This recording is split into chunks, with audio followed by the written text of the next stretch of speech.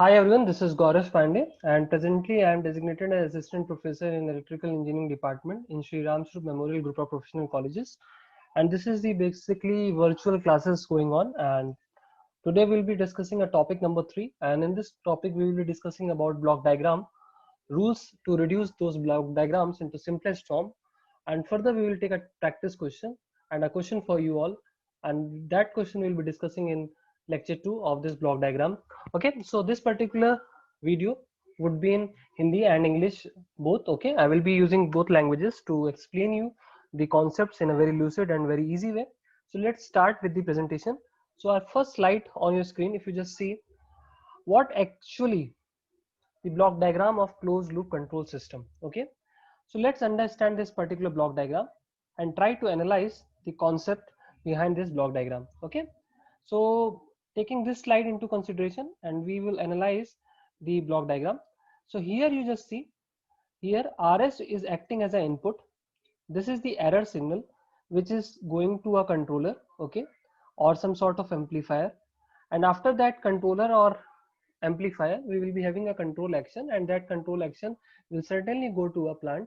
Now over here in a closed loop control system, this error is basically coming from the reference input and the feedback output. Okay, so this error is basically the difference of the reference input and the feedback signal. Okay, so what actually the feedback signal?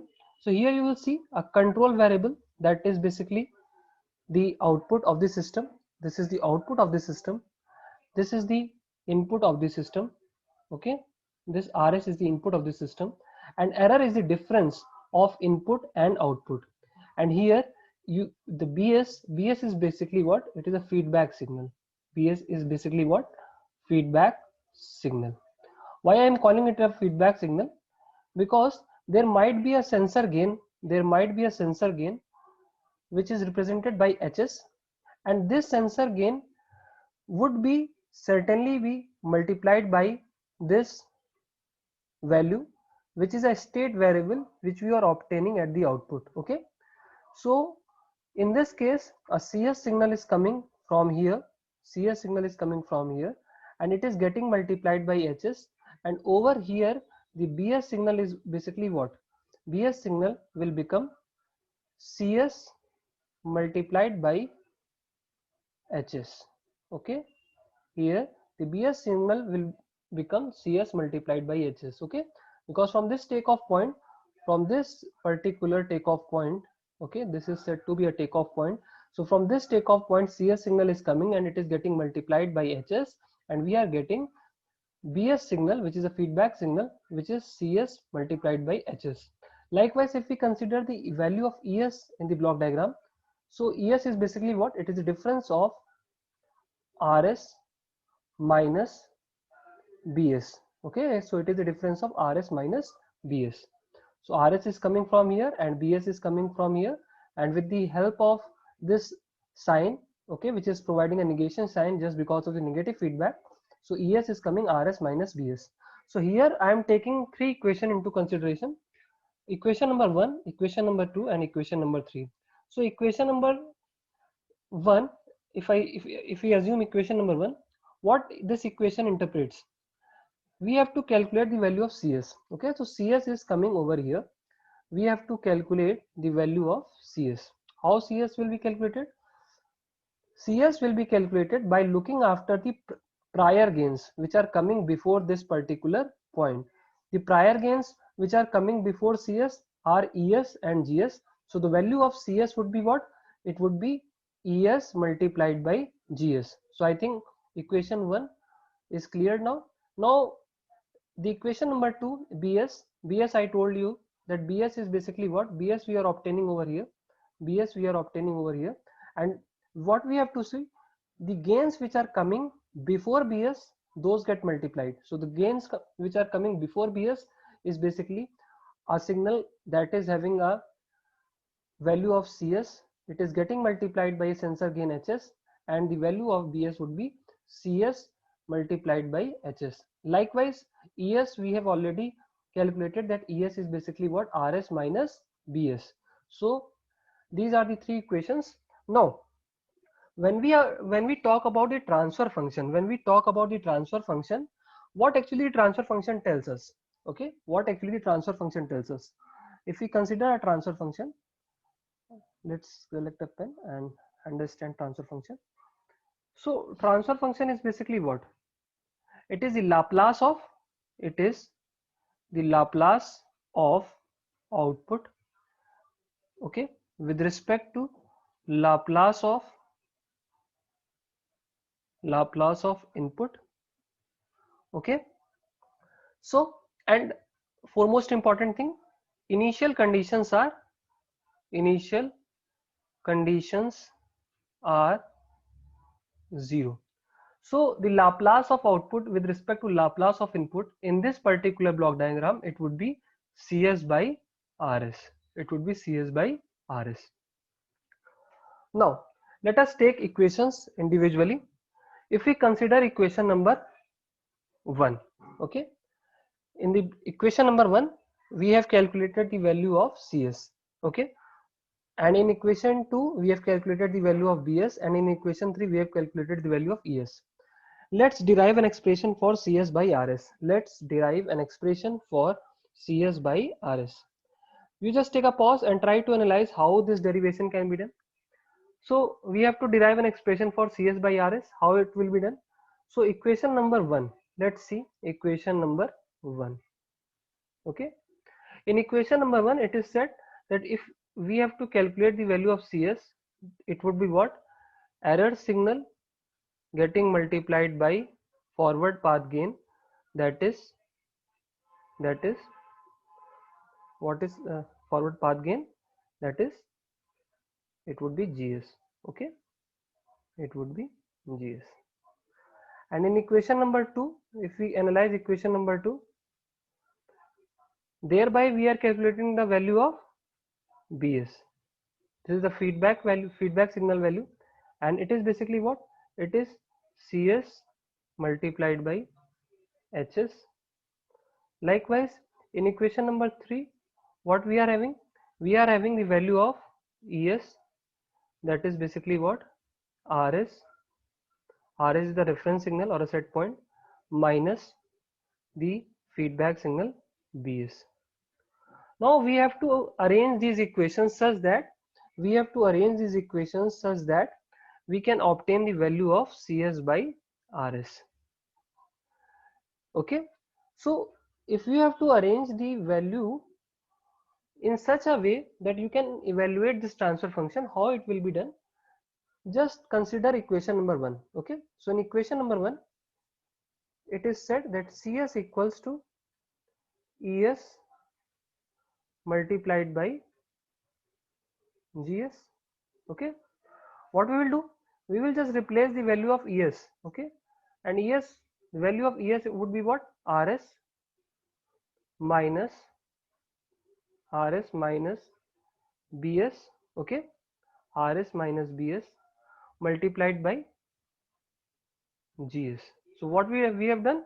We have just replaced the value of Es from equation number 3, and we have kept this value in equation number 1.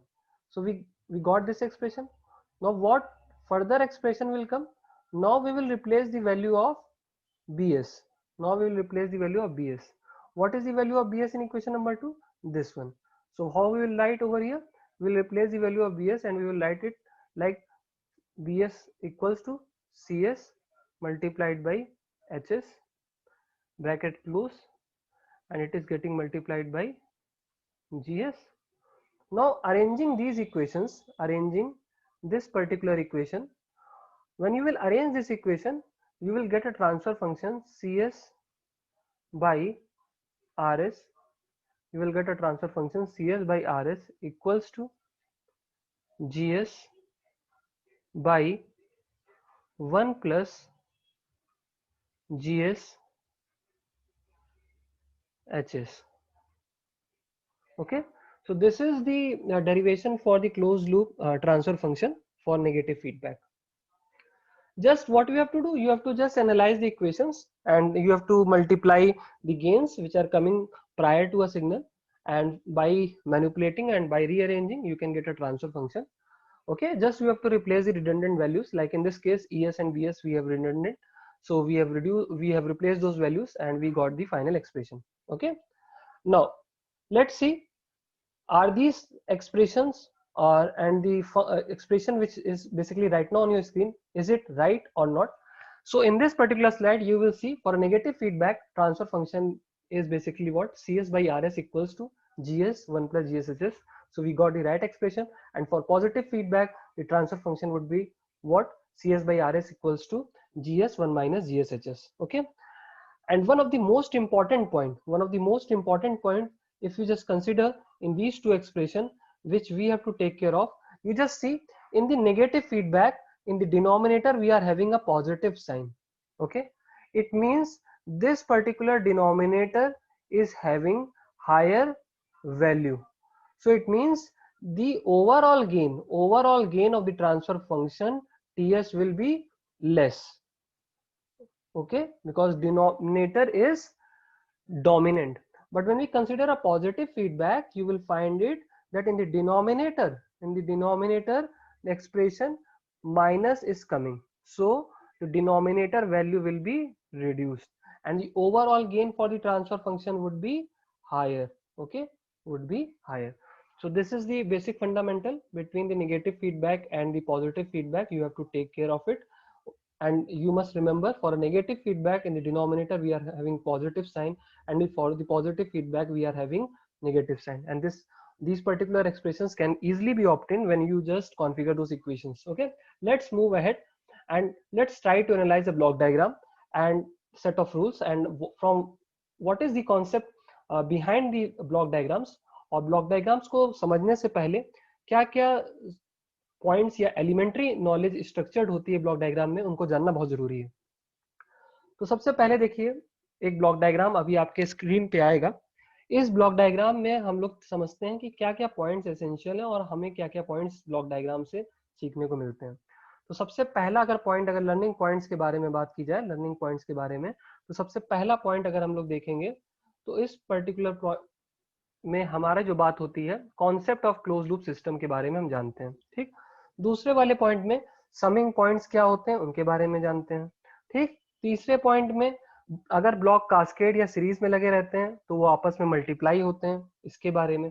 Blocks अगर parallel में होते हैं तो add हो जाते हैं, और blocks में अगर कोई टेक ऑफ पॉइंट है तो उसको कैसे शिफ्ट किया जाए, इन सारी चीजों के बारे में हम लोग जानेंगे। समझते हैं इस पर्टिकुलर ब्लॉक डायग्राम को और थोड़ा सा हम लोग अंडरस्टैंड करते हैं कि इस ब्लॉक डायग्राम में ये सारे पॉइंट्स कवर अप होते हैं या नहीं। सबसे पहले आपको मैंने बताया ये आर क्या है सिस्टम में, this R is acting as a, basically this R is acting as a input, so this is acting as a input. Okay, fine. So this is what, this is summing point, this is summing point. Okay, so this is summing point, this is also summing point. Okay, this is takeoff point, this is said to be a takeoff point because signal coming over here, the same signal is moving ahead in a different direction. Okay, but having a same value. Okay, so this particular point is known as takeoff point. So this is takeoff point, this is again summing point, this is again summing point, and there is another takeoff point, there is another takeoff point in the question. This is also a takeoff point, this is also a takeoff point. So these are the takeoff points. Okay, now let's see how things are done, what is the importance of this takeoff point and how this numerical can be solved. Okay, so that we can get a transfer function.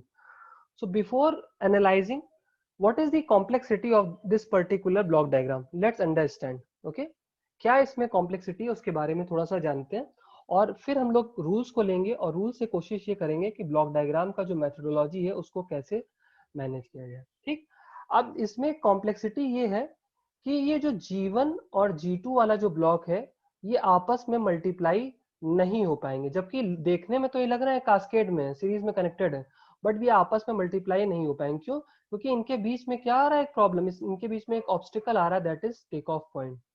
तो जब भी दो blocks के बीच में कोई take off point आ रहा है या समिंग पॉइंट आ रहा है तो आप उनको मल्टीप्लाई नहीं कर सकते हो।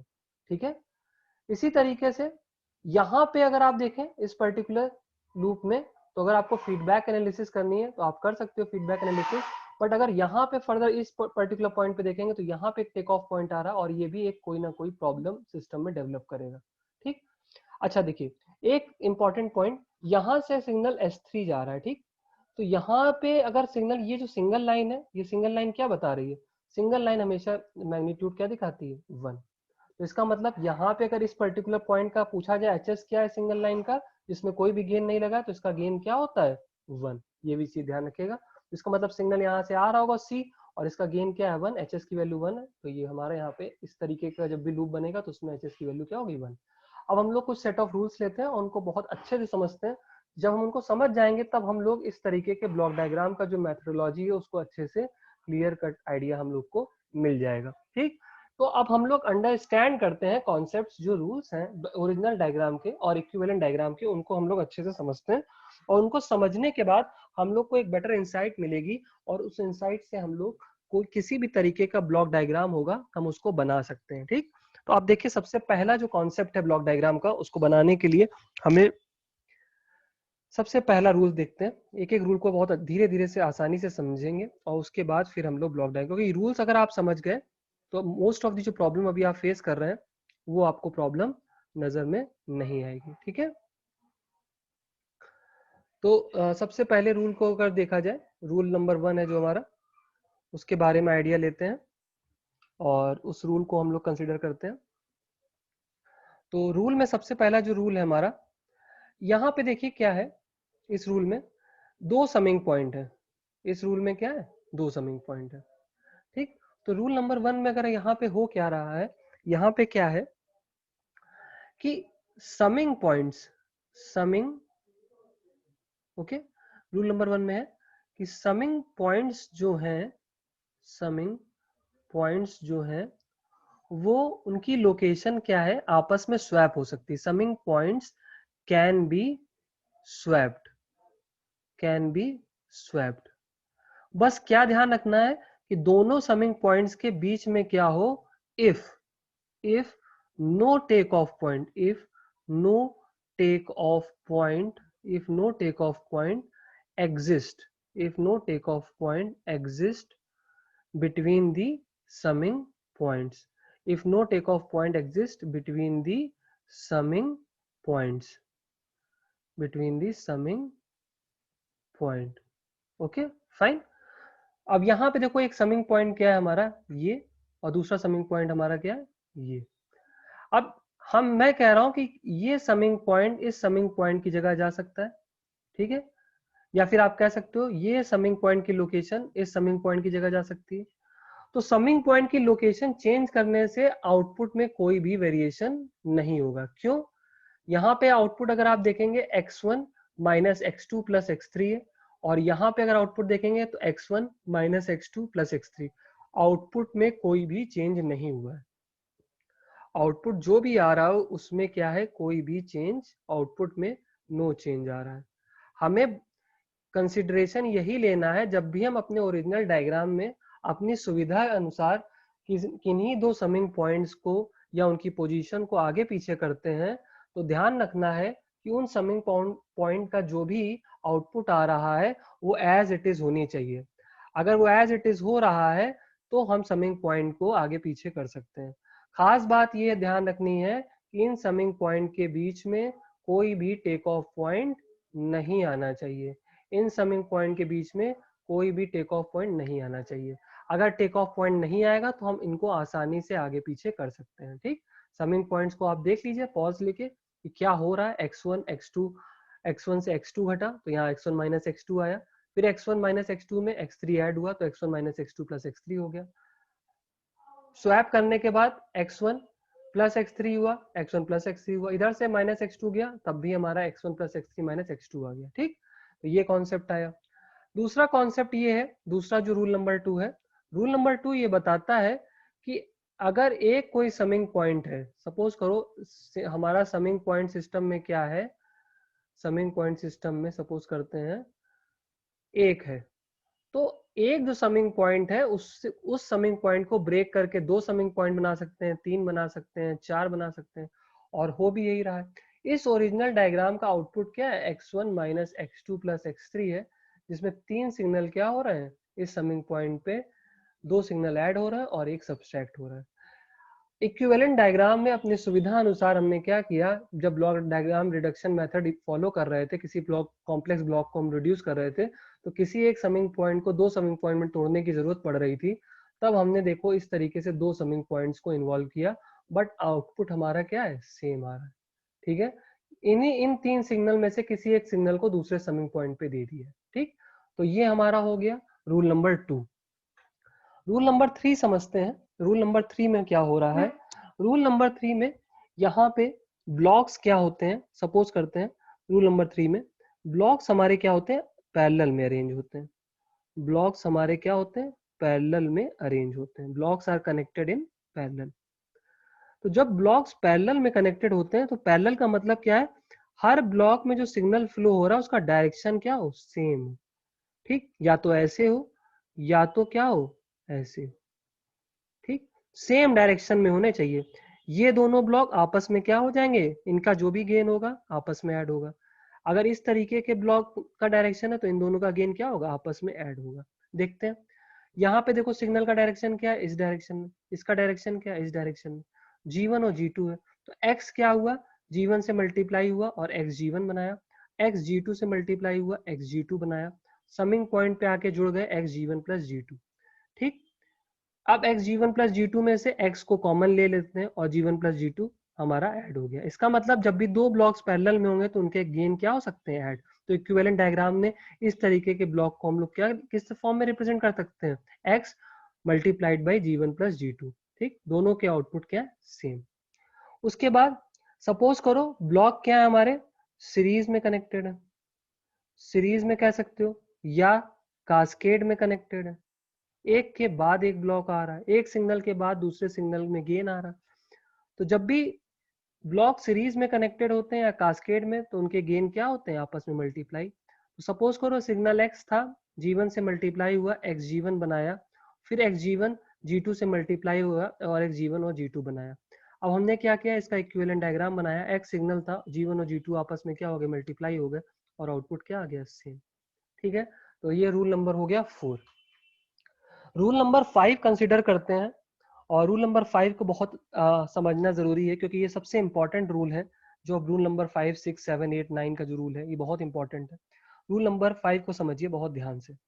रूल नंबर 5 में क्या है कि यहाँ पे एक समिंग पॉइंट है। ठीक है, रूल नंबर 5 में एक समिंग पॉइंट आ रहा है, बहुत अच्छे से देखते हैं, बिल्कुल धीरे से देखिए। रूल नंबर 5 में देखिए एक समिंग पॉइंट है, this is what, this is summing point. इस समिंग पॉइंट को हमें जरूरत पड़ रही है, इस समिंग पॉइंट को ब्लॉक के पहले लगाने की। इस समिंग पॉइंट को हमको जरूरत पड़ रही है, we are placing this summing point before the block. तो यहाँ पे रूल नंबर 5 में क्या हो लिख सकते हैं हम लोग कि समिंग पॉइंट को कहाँ करना है place, summing point, summing point, summing point is, summing point is placed, summing point is placed before the block, summing point is placed before the block। तो ओरिजिनल डायग्राम में समिंग पॉइंट ब्लॉक के बाद था, but block reduction technique को use करते समय हमें difficulty हो रही थी, तो हमने क्या किया, समिंग पॉइंट को हमने क्या किया, ब्लॉक के बाद में जो था उसको हमने क्या कर दिया, ब्लॉक के पहले कर दिया। तो यहाँ पे देखिए ब्लॉक के पहले आ गया, ये जी ब्लॉक है और इस जी ब्लॉक के पहले समिंग पॉइंट आ गया। अब जब भी हम इक्विवेलेंट डायग्राम पे फोकस करते हैं तो हमने अभी आपको बताया है कि हमारा मेन फोकस क्या होता है कि कोई भी चेंज आउटपुट में नहीं होना चाहिए जो सिग्नल हमारा आ रहा है। ठीक है, जो सिग्नल हमारा आप वेरिएशन कर रहे हैं उसका जो आउटपुट टर्मिनल है, ब्लॉक का बाद वाला टर्मिनल है, वहां पे आउटपुट चेंज नहीं होना चाहिए। अब यहाँ पे अगर आप ध्यान दीजिए ओरिजिनल डायग्राम में आउटपुट क्या है, x1 g minus x2, this is the output. अब जब हम इस समिंग पॉइंट को ब्लॉक के पहले लगा रहे हैं, जब हम इस समिंग पॉइंट को ब्लॉक के पहले लगा रहे हैं, ध्यान दीजिएगा, जब समिंग पॉइंट को ब्लॉक से पहले लगा रहे हैं तब भी आउटपुट क्या आना चाहिए, x1g माइनस x2 आना चाहिए, x1g माइनस x2 आना चाहिए। ठीक है, तो देखते हैं क्या आउटपुट x1g माइनस x2 आ रहा है या कुछ हमको सिस्टम में ऐड करना पड़ रहा है। ठीक, तो एक बार मैं इसको क्लियरली साफ करके बिल्कुल अच्छे से समझाता हूँ इस ब्लॉक को, जिससे कि आपको आइडिया रहे और इस चीज को कंसिडरेशन में लेना है हमको। तो देखिए, इसको ब्लॉक को समझिए। यहाँ पे सिग्नल क्या हुआ, यहाँ पे सिग्नल क्या हुआ, x1g से मल्टीप्लाई हुआ और इट इज कमिंग x1g, और इधर से सिग्नल क्या आया, x2 आया और यहाँ पे माइनस के साथ गया समिंग पॉइंट पे और वैल्यू क्या बनाया, x1g माइनस x2। जब इस ब्लॉक के, इस g वाले ब्लॉक के पहले हम समिंग पॉइंट लगा रहे हैं तब क्या है, अब सिग्नल क्या है, x1 समिंग पॉइंट पे गया और उसने क्या बनाया, यहाँ पे x1 एक सिग्नल गया। दूसरी बात, सपोज करिए जो दूसरा हमारा सिग्नल था x2, डायरेक्टली अगर हम इस समिंग पॉइंट पे इसको देते हैं, मेरी बात ध्यान दीजिएगा, ये भूल जाइए कि 1/g वाला कोई टर्म है। सपोज करिए x2 जो सिग्नल है डायरेक्टली, जैसे ओरिजिनल डायग्राम में डायरेक्टली समिंग ब्लॉक पे दिया है, तो यहाँ पे अगर हम डायरेक्टली इसको समिंग ब्लॉक पे देंगे तो यहाँ पे जो सिग्नल हमको मिलेगा, इस पर्टिकुलर पॉइंट पे जो सिग्नल मिलेगा उसकी वैल्यू क्या होगी, x1 माइनस x2। तो यहाँ पे जो हमारा ये x1 माइनस x2 बाई जी है, इस जगह पे सिग्नल क्या हमको मिलता, अगर हम लोग डायरेक्टली x2 देते तो यहाँ पे सिग्नल क्या मिलता, x1 माइनस x2 मिलता। और x1 माइनस x2 जब g से मल्टीप्लाई हो जाता तो सिग्नल में क्या मिल जाता हमको, आउटपुट में x1g माइनस x2 की जगह सिग्नल में हमको क्या मिल जाता, x1 minus x2 multiplied by g मिल जाता, जो कि गलत है। क्यों गलत है, गलत इसलिए है क्योंकि आउटपुट हमारा क्या आना चाहिए, आउटपुट हमारा नहीं चेंज होना चाहिए और आउटपुट में क्या आना चाहिए, x1g माइनस x2 आना चाहिए। बट आउटपुट हो क्या रहा है, अगर हम 1/g नहीं लगा रहे हैं, अगर हम 1/g नहीं लगा रहे हैं तो आउटपुट क्या आ रहा है, सीधे सीधे आउटपुट हमारा आ रहा है x1 minus x2 multiplied by g आ रहा है। तो जब इस तरीके की प्रॉब्लम आ रही है तब हमको सिस्टम में क्या करना पड़ेगा, तब हमको सिस्टम में कुछ ऐसा कंपोनेंट जोड़ना पड़ेगा जिससे क्या हो, आउटपुट में वेरिएशन ना हो। और किया इसीलिए हमने इस जगह पे, यहाँ पे देखिए हमने क्या किया, जो सिग्नल यहाँ पे x2 था जो डायरेक्टली इस समिंग पॉइंट पे जा रहा था, वो इक्विवेलेंट डायग्राम में हमने क्या किया, जिससे आउटपुट सेम आए, हमने सिग्नल को किससे मल्टीप्लाई करवा दिया, 1/g से मल्टीप्लाई कर दिया और यहाँ पे वैल्यू क्या हो गई, x2 बाई जी। अब x2 बाई जी से होगा क्या, यहाँ पे सिग्नल हमारा हो जाएगा x1 माइनस x2 बाई जी, और जब ये g से मल्टीप्लाई हो जाएगा पूरा तब हमारा क्या होगा, x2 के साथ जो g आ रहा है वो कैंसिल हो जाएगा और आउटपुट हमारा क्या आ जाएगा, सेम। आउटपुट हमारा क्या आ जाएगा, सेम। तो इसका मतलब जब भी समिंग पॉइंट के पहले कोई ब्लॉक लगा है और आप उस समिंग पॉइंट को रिप्लेस करके उस ब्लॉक के पहले लगा रहे हैं, तब ध्यान रखिएगा किसी एक कंपोनेंट में जो डायरेक्टली समिंग पॉइंट पे जा रहा था, उस कंपोनेंट में क्या होगा, एक गेन मल्टीप्लायर आ जाएगा और ये गेन मल्टीप्लायर इस केस में क्या है, 1/g। ठीक है, इस गेन मल्टीप्लायर क्या है यहाँ पे, 1/g। और ये बिल्कुल समझने वाली बात भी है। आप कैसे समझ सकते हैं इसको, आप इसको ऐसे भी समझिए, अगर थोड़ा सा कॉमन सेंस लगाते हैं, याद ना करना पड़े आपको, तो आप याद करना पड़े तो ये चीज ध्यान समझिएगा मेरी बात। ये सिग्नल x1 था, g से मल्टीप्लाई हो रहा है और x1g बना रहा है, और यहाँ से x2 सिग्नल है जो कि समिंग पॉइंट के आने के बाद x1g माइनस x2 जा रहा है। इक्विवेलेंट डायग्राम में क्या है कि g सिग्नल क्या है, बाद में आ रहा है और x2 के ऊपर इसका इम्पैक्ट क्या है, x2 के ऊपर इसका इम्पैक्ट क्या है, अब जो कि जरूरत नहीं थी वो इसका इम्पैक्ट x2 के ऊपर दिखाएगा। तो ये एक्स्ट्रा सिग्नल हटाने के लिए, जो एक्स्ट्रा ये गेन हटाने के लिए सिस्टम में हमने क्या कर दिया, 1/g से इसको मल्टीप्लाई कर दिया। ठीक, तो ये रूल हो गया हमारा। इस रूल में आप देखेंगे जो सबसे इंपॉर्टेंट चीज ये है, ये फोकस वाला पॉइंट है, 1/g कैसे आया, और 1/g इसलिए आया है क्योंकि हमें आउटपुट क्या है, सेम रखना है। ठीक, आप इसको प्रैक्टिस करिएगा। ठीक, moving ahead to the next slide, और उस स्लाइड में हम लोग जानेंगे कॉन्सेप्ट जो बेसिक फंडामेंटल है, और देखेंगे क्या समिंग पॉइंट का कॉन्सेप्ट में कुछ और भी वेरिएशन है। ठीक, अगर इस पर्टिकुलर स्लाइड में किसी को डाउट है तो आप कमेंट बॉक्स में पूछ सकते हैं। फर्दर मैं अगले रूल पे जाता हूँ, रूल नंबर 6, और इस रूल को समझते हैं। रूल नंबर 6 देखिए क्या हो रहा है, अब की बार जो रूल नंबर 6 है, समिंग पॉइंट क्या हो रहा है, ये है समिंग पॉइंट। ठीक, और ये समिंग पॉइंट को क्या कर रहे हैं, हमें कोई ब्लॉक डायग्राम रिडक्शन मेथड में जरूरत पड़ रही है कि समिंग पॉइंट को ब्लॉक के बाद लगाया जाए।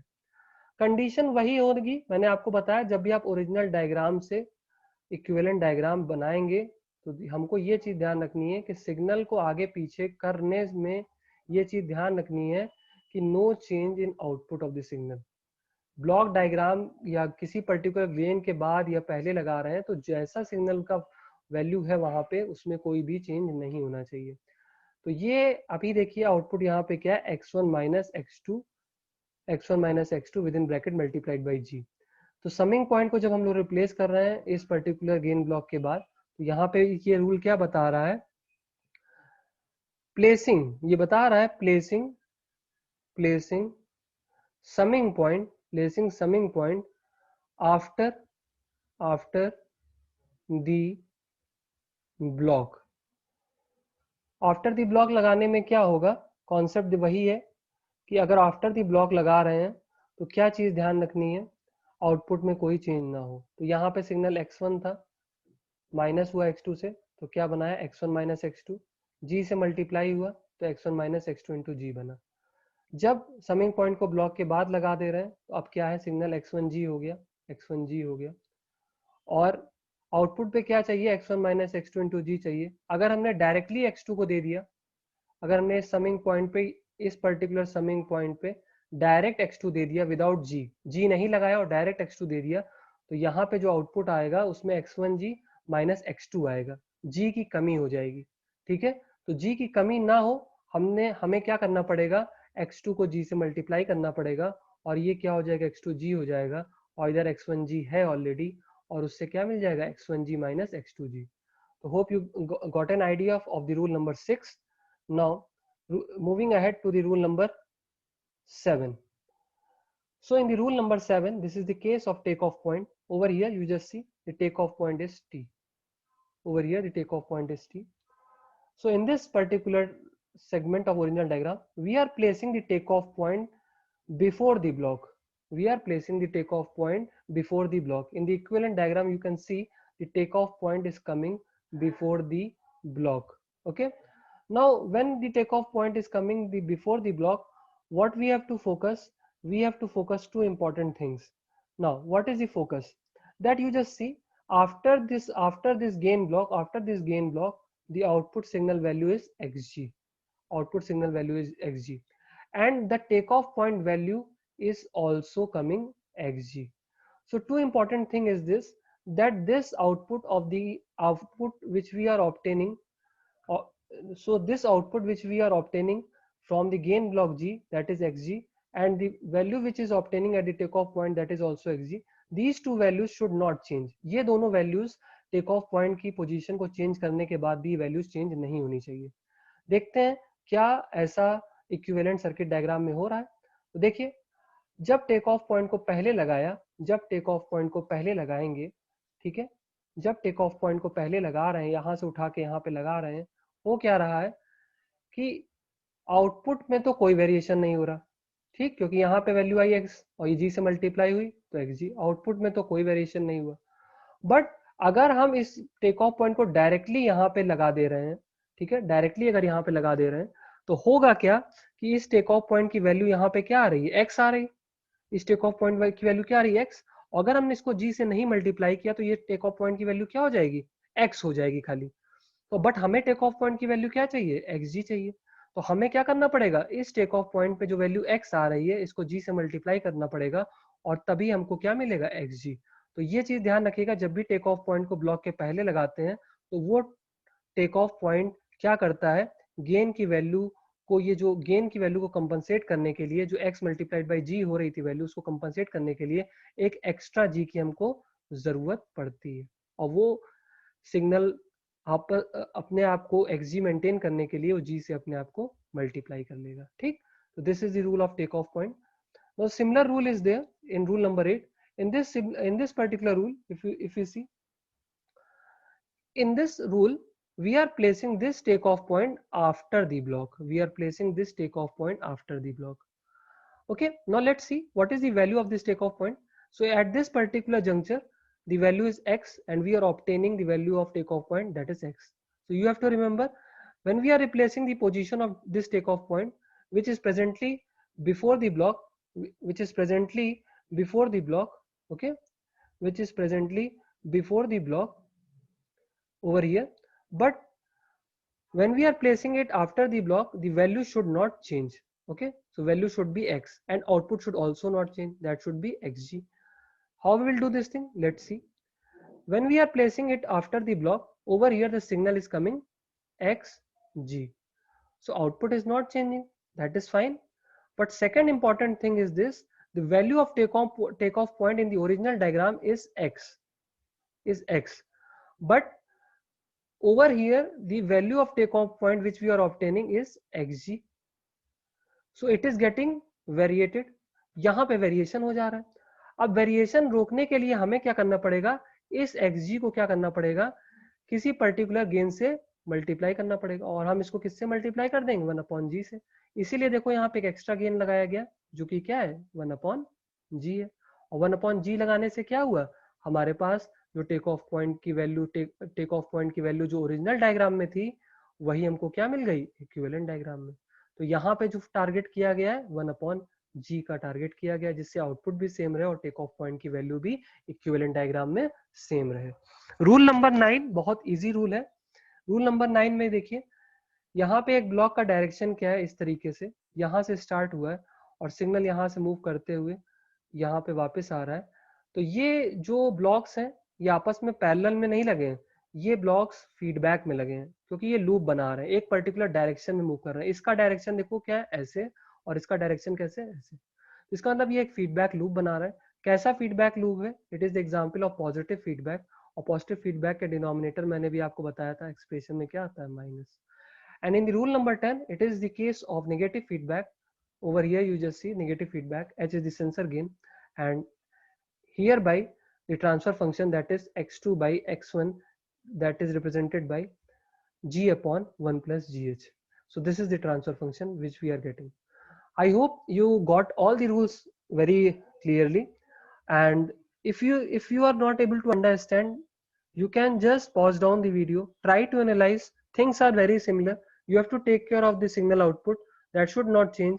If you are considering summing points, you have to take care of the output. If you are considering takeoff point, you have to consider the output as well as the value of takeoff point, that should not change.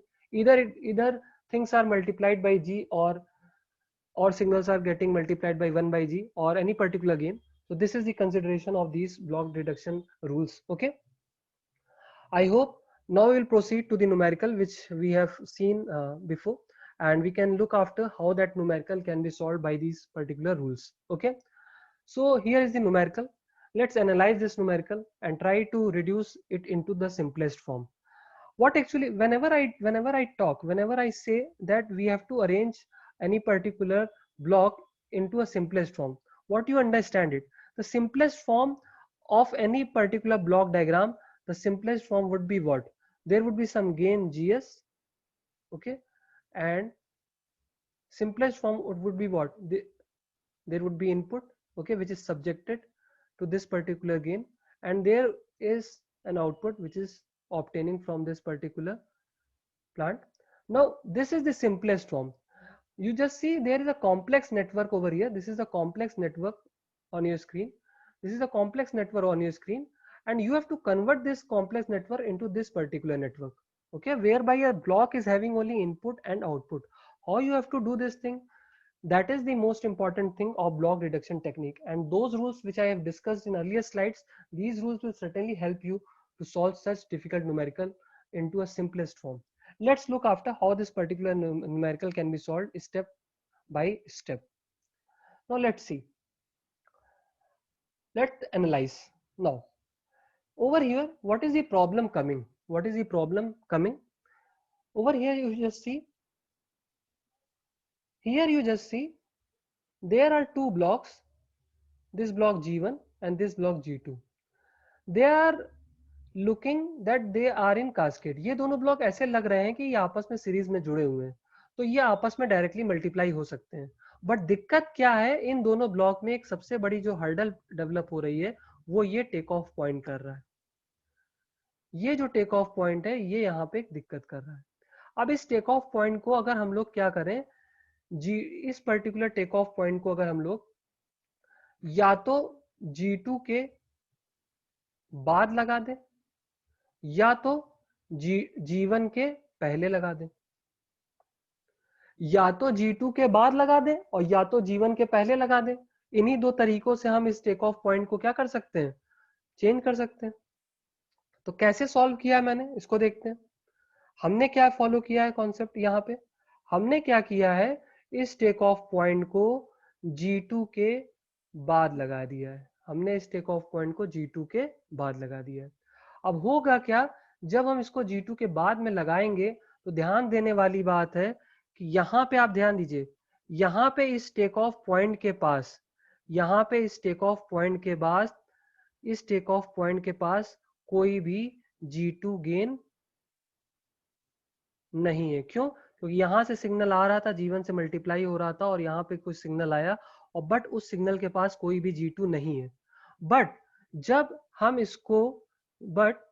इसको G2 के बाद लगा देंगे तो unnecessary इसमें क्या आ जाएगा, automatically एक G2 का गेन आ जाएगा। क्यों? क्योंकि अब ये पॉइंट G2 के बाद लग रहा है, इसका मतलब सिग्नल में G2 आ जाएगा।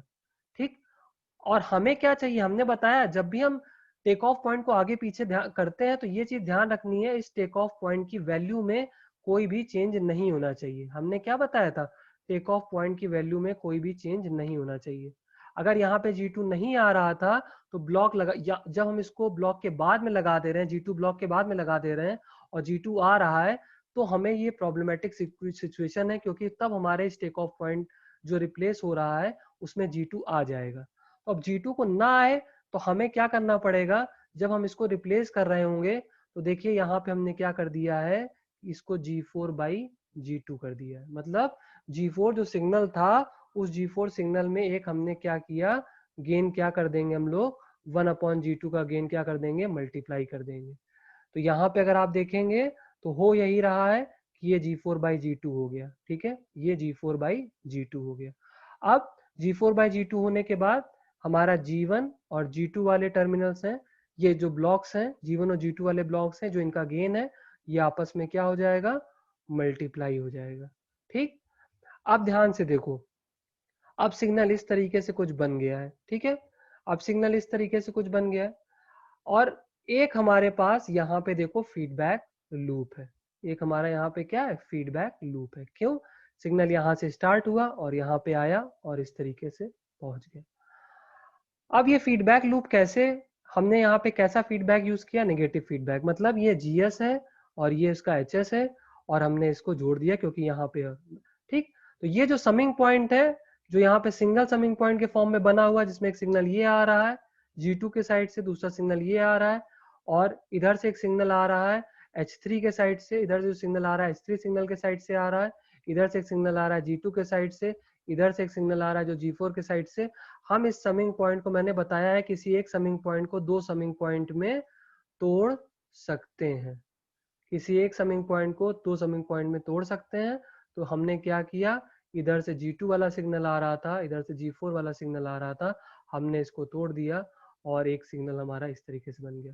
तो यही चीज हमने यहाँ पे यूज की है और इससे लूप गेन का फॉर्मूला लगाया है। तो ये तो हमारा कॉन्सेप्ट क्लियर हो गया कि यहाँ पे हमने क्या लगाया है, हमने नेगेटिव फीडबैक वाला फॉर्मूला लगाया है, that is GS/1 plus GS/HS। ठीक, जिसमें GS की वैल्यू क्या है, जिसमें GS की वैल्यू G3 है और HS की वैल्यू क्या है हमारी, H3 है। तो ये हो गया। इस पर्टिकुलर ब्लॉक डायग्राम को हमने किससे रिप्रेजेंट किया, इससे। G1 और G2 को हमने किससे रिप्रेजेंट किया, इससे रिप्रेजेंट किया।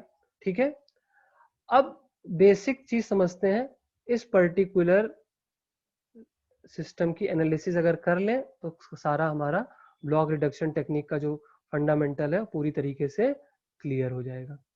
तो अब समझते हैं यहाँ पे हो क्या रहा है, ये जो पूरा सिस्टम है इसमें क्या हो रहा है। देखिए, यहाँ पे सिग्नल का डायरेक्शन क्या है, इस तरीके से, और यहाँ पे सिग्नल का डायरेक्शन क्या है, इस तरीके से।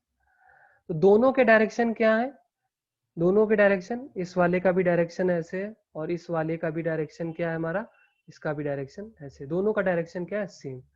जब इन दोनों के डायरेक्शन हमारे क्या है, सेम है, इसका डायरेक्शन ऐसे है और इसका डायरेक्शन सिग्नल का ऐसे है, तो ये दोनों आपस में ऐड हो जाएंगे।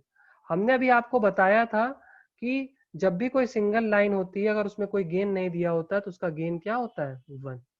जब भी कोई सिंगल लाइन दी रहती है और उसका गेन ना दिया हो तो उसका गेन क्या होगा, 1। तो इसका मतलब हम इन दोनों को क्या मान सकते हैं कि ये दोनों क्या है, आपस में पैरेलल में अरेंज है। इसका डायरेक्शन ऐसे है और इसका भी डायरेक्शन ऐसे। तो इन दोनों को हम लोग एक पर्टिकुलर ब्लॉक से बना सकते हैं और वो ब्लॉक क्या होगा, वो ब्लॉक क्या होगा हमारा, G4 by G2 plus 1, G4 by G2 plus 1। ठीक, देखते हैं क्या जो ये एक्सप्रेशन मैंने लिखा है ये इसी तरीके का एक्सप्रेशन आ रहा है सिस्टम में। अगली स्लाइड में हम लोग देखते हैं इसको। ठीक, किसी को कोई डाउट हो तो एक बार देख लीजिएगा इसको। अगली स्लाइड पे आते हैं। देखिए अगली स्लाइड पे, अगली स्लाइड में जो मैंने भी आपको बताया वही हो रहा है। ठीक, यहाँ पे देखिए, ध्यान से देखिए आप, यहाँ पे क्या हो रहा है, 1 आ रहा है, G4 बाई G2 आ रहा है, G3 1 प्लस G3 S3 वाला आ रहा है, और ये दोनों आपस में ऐड हो जा रहे हैं। ऐड होने का मतलब क्या, G4 बाई G2 प्लस 1, उससे आपको क्या मिल रहा है, ये मिल रहा है। ठीक, और ये आपको मालूम है कैसे आया, ये सिस्टम में कैसे आया इसको देख लेते हैं। पिछली स्लाइड में जब मूव करते हैं और जानते हैं ये बेसिकली क्या हुआ, कैसे आया। तो यहाँ पे ये अगर ध्यान से देखेंगे ये एक्सप्रेशन कैसे आया, तो ये देखिए यहाँ पे क्या हो रहा है, फिर से एक नेगेटिव फीडबैक बनना है, लूप नेगेटिव फीडबैक बनना है। और इसमें अब की बार क्या है, इस नेगेटिव फीडबैक में यहाँ पे जीएस की वैल्यू अगर पूछे कोई आपसे, यहाँ पे जीएस की वैल्यू क्या है, G1 G2, और एचएस की वैल्यू अगर यहाँ पे देखी जाए क्या है, यहाँ पे एचएस की वैल्यू क्या है, H2। नेगेटिव फीडबैक का फॉर्मूला क्या है, मैंने अभी आपको बताया था। नेगेटिव फीडबैक का फॉर्मूला क्या होता है, GS upon 1 plus GS HS। ठीक, इस फॉर्मूले को यहाँ पे इनकॉर्पोरेट करते हैं तो एक ब्लॉक ये बना, दूसरा ब्लॉक हमारा ये हुआ जिसकी एनालिसिस कर ली, तीसरा ब्लॉक हमारा ये हुआ। ये तीनों ब्लॉक हमारी नेक्स्ट स्लाइड पे आपके सामने है। ठीक, यही तीनों ब्लॉक हैं जिनके बारे में मैं बात कर रहा हूँ। ठीक, तो देखिए यहाँ पे नेगेटिव फीडबैक वाला फॉर्म, एक मिनट वेट करते हैं। यहाँ पे हम लोगों ने नेगेटिव फीडबैक वाला फॉर्मूला लगाया। ठीक है, ये आया, G2 से मल्टीप्लाई कर लिया था हमने क्योंकि वो सीरीज में था, ये आया, यहाँ पे समेशन वाला फॉर्मूला लग गया और ये हमारा यहाँ पे ही लग गया। अब ये तीनों क्या है, ये जो तीनों ब्लॉक हैं, ये तीनों ब्लॉक किसमें है, कास्केड में लगे हैं। ठीक, कास्केड में लगे हैं। और ब्लॉक डायग्राम के जो रूल्स हैं, जब भी ब्लॉक्स कास्केड में लगे होते हैं तो आपस में मल्टीप्लाई होते हैं, तो ये तीनों आपस में क्या हो जाएंगे, आपस में ये तीनों मल्टीप्लाई हो जाएंगे। तो ये जब आपस में मल्टीप्लाई हो जाएंगे तब आपको मालूम है क्या बनेगा, एक्सप्रेशन आपका ये आ जाएगा। अब अगेन इसको सिंप्लीफाई करिए, सिंप्लीफाई करने का बहुत इजी प्रोसेस है। ये कैसा फीडबैक है, क्लोज लूप फीडबैक है। तो इसका मतलब ये बेसिकली ये जो पूरा ब्लॉक है, ये जो कंप्लीट ब्लॉक है, this will act as a GS. और ये जो फीडबैक सिग्नल है एचएस है, और ये एचएस यहाँ पे क्या है, 1। 1 को कभी कभी न्यूमेरिकल में कभी कभी 1 ना लिख के बोल देते हैं unity feedback system, unity feedback system, इसको क्या बोल देते हैं, यूनिटी फीडबैक सिस्टम। तो कभी कभी न्यूमेरिकल में लिख देते हैं कि यूनिटी फीडबैक सिस्टम। तो आप एग्जामिनर से ये ना पूछिएगा कि एचएस की वैल्यू क्या है, एग्जामिनर ने बोल दिया है कि एचएस की वैल्यू क्या है, 1। तो यहाँ पे जीएस मालूम चल गया आपको, एचएस मालूम चल गया, और नेगेटिव फीडबैक का कॉन्सेप्ट लगाना है। नेगेटिव फीडबैक का कॉन्सेप्ट ट्रांसफर फंक्शन का क्या होता है, सीधी सी बात है, C S by R S यहाँ पे निकालना है। तो यहाँ फॉर्मूला क्या लगेगा, G S upon 1 plus G S H S. ठीक है, so this is the expression.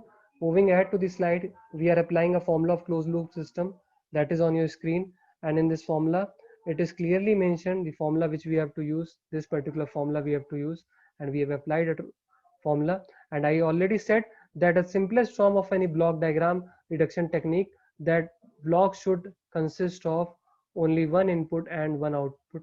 So this is the one input and this is the one output, and that too is represented in this particular segment. So this is the basic concept of any block diagram reduction method. I hope that most of the points are very much clear to you. And in case even if you have some doubts, you can ask me on the Google Classroom or on the YouTube whereby this video is uploaded. Now here is a practice question for you. And this particular practice question, you have to find out two methods to solve this particular numerical. I'm just providing you the hint to solve this numerical. What is the challenge in this numerical? Let's see. Here is the challenge that there is a takeoff point over here.